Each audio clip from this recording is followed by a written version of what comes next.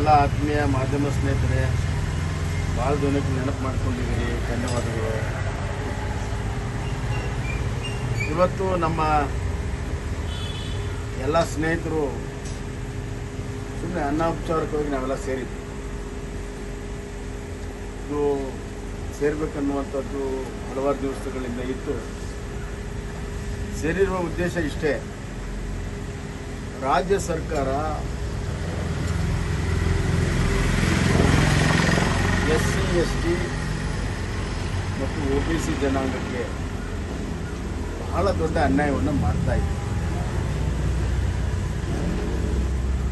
ಅಹಿಂದ ಹೆಸರಲ್ಲಿ ರಾಜಕಾರಣ ಮಾಡುತ್ತಿರುವಂಥ ರಾಜ್ಯ ಸರ್ಕಾರದ ಮುಖ್ಯಮಂತ್ರಿ ಸಿದ್ದರಾಮಯ್ಯ ಅವರು ಯಾವ ವರ್ಗದಿಂದ ಬೆಂಬಲ ಪಡ್ಕೊಂಡಿದ್ದಾರೆ ಅವ್ರಿಗೆ ಅನ್ಯಾಯವನ್ನು ಮಾಡ್ತಾ ಇದ್ದಾರೆ. SC ST ಒಳ ಮೀಸಲಾತಿ ವಿಚಾರದಲ್ಲಿ ಬಹಳಷ್ಟು ದ್ವಂದ್ವ ಇದ್ದಾಗ ಸಂವಿಧಾನದ ಪೀಠ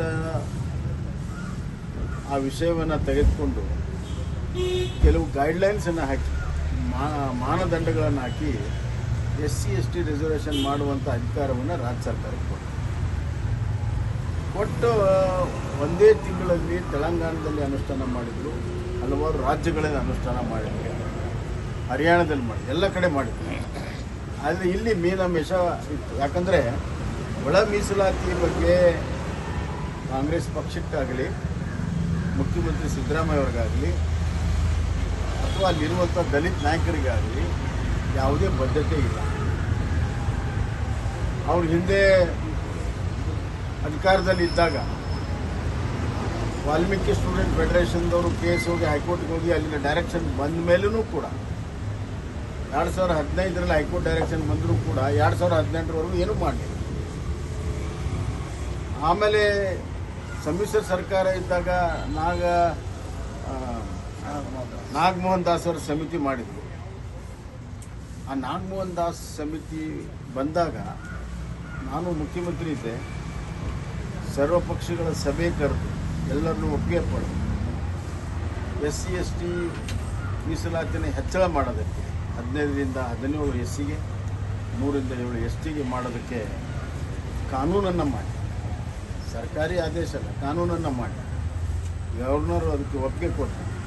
ಈಗಾಗಲೇ ಕಾನೂನು ಅನುಷ್ಠಾನ ಆಗ್ತಾ ಇದೆ.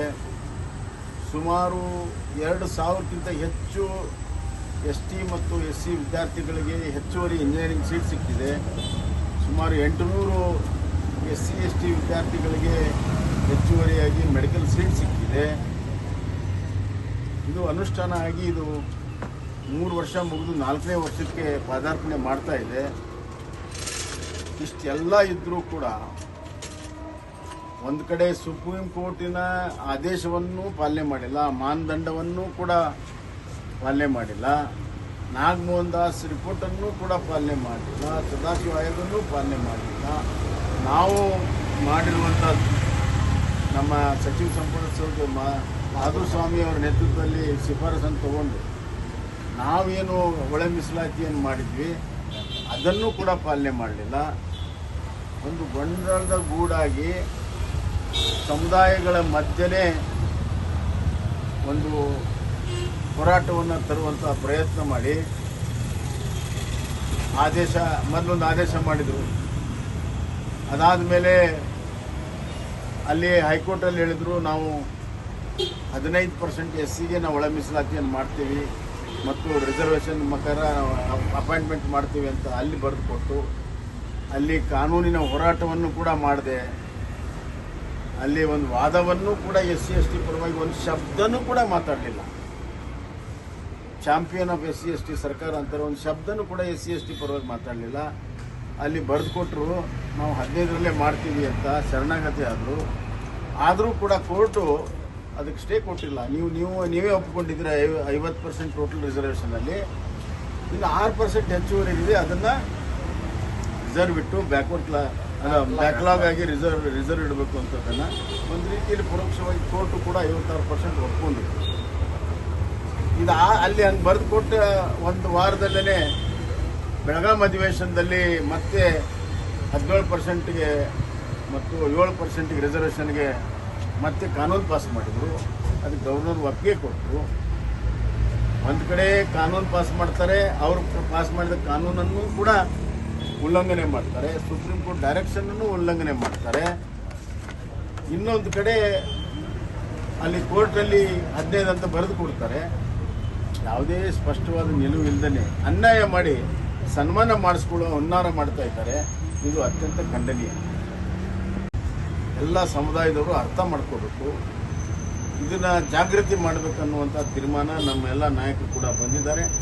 ನಮ್ಮ ಪಕ್ಷದ ಅಧ್ಯಕ್ಷರು, ಲೀಡರ್ ಆಫ್ ಅಪೋಸಿಷನ್ ಕೌನ್ಸಿಲ್ ಮತ್ತು ಅಸೆಂಬ್ಲಿ ಮತ್ತು ಇಂದಿನ ಸಚಿವರಾದಂಥ ನಮ್ಮ ಸಂಸತ್ ಸದಸ್ಯರು ಕಾರಜೋಳವರು, ನಾರಾಯಣ ಸ್ವಾಮಿಯವರು, ಇಂದಿನ ಮಂತ್ರಿಗಳು, ನಮ್ಮ ರವಿಕುಮಾರ್ ಅವರು, ನಮ್ಮ ದಲಿತ ಸಮುದಾಯದ ಹೋರಾಟದಿಂದ ಬಂದಂಥ ಎನ್ ಮಹೇಶ್ ಅವರು, ಎಲ್ಲರ ಅಭಿಪ್ರಾಯ ಇದು ಜಾಗೃತಿ ಮಾಡಿಸ್ಬೇಕು ಮತ್ತು ನ್ಯಾಯವನ್ನು SC/ST ಸಮುದಾಯಕ್ಕೆ ನೈಜವಾಗಿರುವಂಥ ನ್ಯಾಯವನ್ನು ಕೊಡಿಸಬೇಕು ಅನ್ನುವಂಥ ಒಂದು ತೀರ್ಮಾನವನ್ನು ಇವತ್ತು ನಾವೆಲ್ಲರೂ ಸೇರಿ ಮಾಡಿದ್ದೇವೆ. ಶೆಡ್ಯೂಲ್ 9 ಬಗ್ಗೆಯೂ ಕೂಡ ಚರ್ಚೆ ಮಾಡಿದ್ದೇವೆ. ಕಾನೂನು ತಜ್ಞರ ಜೊತೆಗೂ ಕೂಡ ಇದರ ಬಗ್ಗೆ ಮುಂದೆ ಚರ್ಚೆ ಮಾಡ್ತೀವಿ. ಶೆಡ್ಯೂಲ್ 9 ಈಗಾಗಲೇ ಕೋರ್ಟ್ ಆದೇಶ ಮಾಡಿದೆ.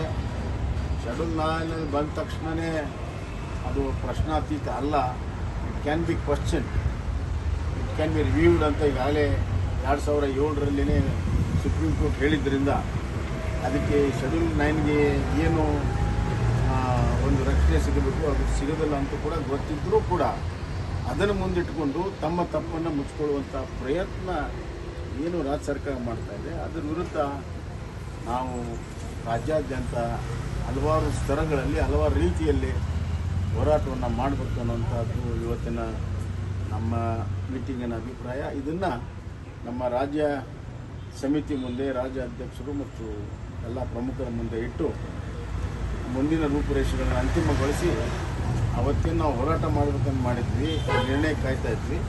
ಈಗ ಅದು ಅನ್ಯಾಯ ಆಗಿದ್ದರಿಂದ ಆ ಹೋರಾಟವನ್ನು ಮಾಡಬೇಕನ್ನುವಂಥ ತೀರ್ಮಾನವನ್ನು ನಾವು ಮಾಡಿದ್ವಿ.